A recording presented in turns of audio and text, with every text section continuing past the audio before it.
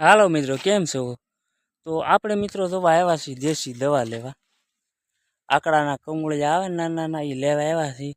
મારા માને દુખે છે માથું, તો આપણે આના નાના નાના કમળિયા નાના નાના પાંદડા આવે ને એને આનો શીર લેવા આવ્યા છીએ.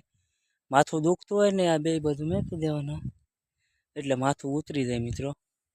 તો છે મિત્રો, અને આકડાના તો આવડા નાના નાના પાંદડા દેખાય ને તમને, એ નાના પાંદડા અને આકડાનો શીર લેતો જાવ.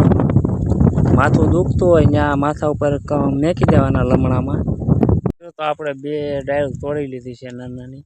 આ થોડો થોડો શીર નીકળે ને એ આ માથા ઉપર લગાડી દેવાનું. માથું દુખતું હોય ત્યાં ને ઓલા નાના નાના પાંદડા આવે ને કમળિયા એ લગાડી દેવાના એટલે માથું દુખતું બંધ થઈ જાય મિત્રો.